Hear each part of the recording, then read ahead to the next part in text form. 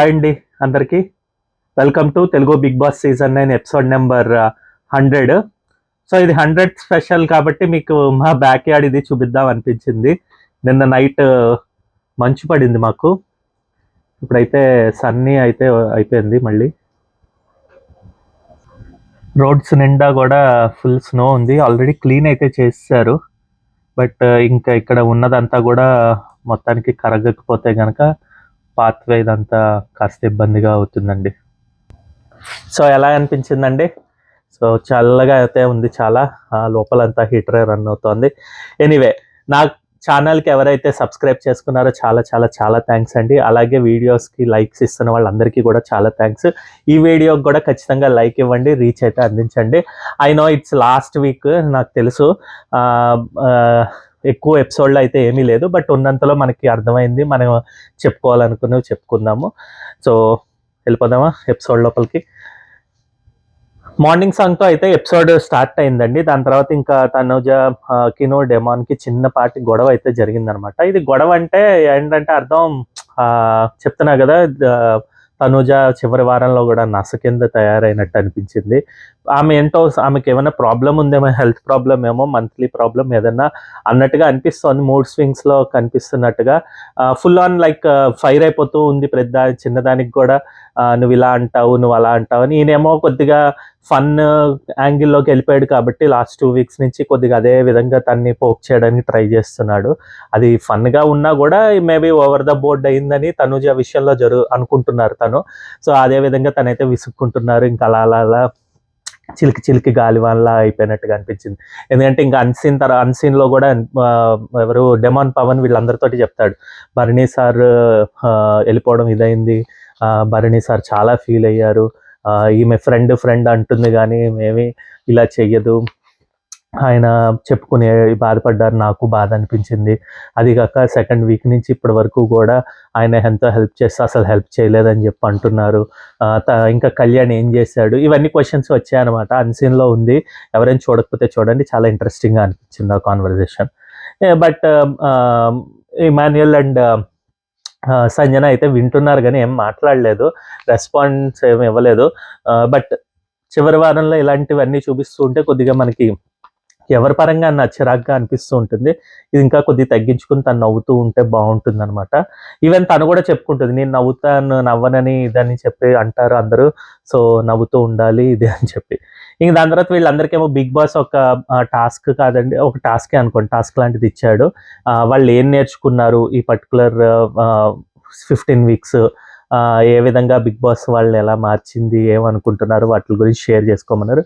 ముందరైతే Emmanuel start చేశాడని ఇమాన్యుయల్ అయితే చెప్తాడు ఇంకా తను ఎక్కడి నుంచి వచ్చాడు, అంతకుముందు జబర్దస్త్ షోలో నుంచి వచ్చి దాని తర్వాత ఇటు సైడ్ మా టీవీలోకి ఉన్న షోస్కి స్టార్ట్ అయ్యి అక్కడ చాలా ఇబ్బంది పడుతున్నాను, బట్ ఒక్క ఛాన్స్ వచ్చి బిగ్ బాస్కి వస్తే కాస్త ఏదైనా లైఫ్ మారుతుంది, మాకు ఉన్న అప్పులు కానీ లేకపోతే ఇవన్నీ చేంజ్ అవుతుంది, పేరెంట్స్ని ఇంకా బాగా చూసుకోవచ్చు అన్న ఆలోచనలో ఉంటాడు. అదే మాట్లాడతాడు అనమాట. చాలా బాగా అనిపించింది ఇక్కడ అందరూ కూడా. ప్లస్ ఫస్ట్ డే ఆ వీక్లో హరీష్ గారితో గొడవ అవుతుంది. నేను అది చూసి ఇంకా అనుకున్నాను, అమ్మో ఏదో నా కెరీర్ పోయిందా, అనవసరంగా బిగ్ బాస్కి వచ్చానా, ఎందుకంటే కమెడియన్స్కి వాళ్ళ కామెడీకి ఇది మై వైఫ్ కాదు, మా లవర్ ఏమో ఇలాగా వెళ్ళే ముందర చెప్పారు ఎవరిని బాడీ షేమింగ్ చేయొద్దని. సో ఏదో అయ్యిందా, నేను చేయకపోయినా కూడా ఆయన తప్పుగా అర్థం చేసుకున్నాడని చెప్పి కొద్దిగా భయపడ్డాను. బట్ దాని తర్వాత వీక్ మా మమ్మీ కలిశారు, ఆమె నన్ను గైడ్ చేసుకుంటూ వచ్చారు, ఇలాగా కొద్దిగా హెల్ప్ చేసింది. ఇంకా దాని తర్వాత అర్థమైంది, ఓకే ఎప్పుడు నవ్వాలి, ఎక్కడ ఎలా ఉండాలి ఇది అని చెప్పి నేను చాలా హ్యాపీగా తీసుకున్నాను అని చెప్తాడనమాట. సో అలాగే సంజన నెక్స్ట్ చెప్తారు. తను కూడా చాలా ఒక రియల్ లైఫ్ లాగా ఈ పర్టికులర్ జర్నీ అంతా కూడా చాలా ఇదిగా గడిచింది. ఎప్పుడైతే కాల్ వచ్చిందో నా పిల్లల్ని చూసుకుని ఆ బర్త్డే ఆర్ వాట్ ఎవర్ అది అందులో అన్నీ కూడా వదిలేసి ఇక్కడికి రావడం జరిగింది. మీ అందరితోటి పోటీ పడి ఆడాలని ఉంటుంది కానీ బట్ అంత స్టామినా కానీ అంత పర్సనాలిటీ కానీ నాకు లేదు. ప్లస్ ఇక్కడికి వచ్చిన వెంటనే కూడా అంత స్ట్రెంగ్త్ అయితే ఏమి ఉండదు. జస్ట్ ఏదైనా బాల్స్ విసరడము, లేకపోతే పజిల్స్ పెట్టడం ఇవన్నీ చేస్తా గానీ, బట్ మీతో పోటీ పడి చేయడం అంటే చాలా కష్టంగా అనిపించేది. చాలా సార్లు ఏడ్చాను, చాలా సార్లు హార్ట్ బ్రేక్ అయింది. ఇలా అనిపించి అన్నీ ఉన్నా గూడా, బట్ స్టిల్ నేనైతే ఖచ్చితంగా టాప్ 5కి రావాలని పుష్ చేసుకుంటూ వచ్చాను. తెలుగు ప్రజలు ఆర్ వాటెవర్ వీళ్ళు చాలా దగ్గరగా ఉంటారు. నాకు హైదరాబాద్ అన్నా గూడా ఇష్టం. ఇవన్నీ చెప్పుకుంటూ వచ్చారనమాట సంజన గారు. దాని తర్వాత ధీమాన్ పవన్ అయితే వాళ్ళ ఫ్యామిలీ ఇష్యూస్ అన్నీ చెప్పారండి. వాళ్ళ నాన్నగారికి ఒంట్లో బాగోదు, బ్రదరే చూసుకుంటూ ఉంటారు, వాళ్ళకేమో హెల్ప్ చేద్దామంటే మనీ ఉండదని చెప్పి కొద్దిగా ఏడుస్తాడు. పాపమే కాదనట్లేదు. బట్ స్టిల్ తనైతే ఆ సింపతి కోరుకోవట్లేదండి. Just he wants to share అన్నట్టుగానే అనిపించింది. సో ఇప్పుడు తీసుకుని వచ్చి ఇలాగా ఎలాగో అలా కొద్దిగా అన్న డబ్బులు సేవ్ చేసుకుంటున్నాను. ఇక్కడ బిగ్ బాస్‌కి ఇన్ని వీక్స్ ఇన్ని సార్లు జరగడం చాలా హ్యాపీగా ఉంది. ఫస్ట్ వీక్‌లోనే నేను నామినేట్ అయ్యి నేను సేవ్ అవ్వడం, తర్వాత కెప్టెన్సీ 2 వారాలు వరుసగా అవ్వడం, ఇదంతా కూడా చాలా హ్యాపీగా అనిపించింది. ఇంతవరకు తీసుకురావడం అన్నది చాలా చాలా గ్రేట్‌గానే ఫీల్ అవుతున్నా అని చెప్పుకున్నాడనమాట. ఇంక తనూజ అయితే గనక ఎవరు తన పేరెంట్స్ ఒప్పుకోలేదు. ముఖ్యంగా వాళ్ళ ఫాదర్‌కి ఇష్టం లేదు అసలు ఈ సినీ ఫీల్డ్‌కి ఆర్ వాటెవర్ సీరియల్ ఫీల్డ్‌కి, టీవీ ఫీల్డ్‌కి రావడం ఇష్టం ఉండదు. బట్ సమ్‌హౌ నేను సర్వైవ్ అవుతున్నాను. తెలుగు వాళ్ళు నన్ను దగ్గరికి చేసుకున్నారు. ఇక్కడ వీళ్ళందరూ ఉంటారు హైదరాబాద్‌లో, వీళ్ళందరూ నన్ను బాగా చూసుకుంటారు.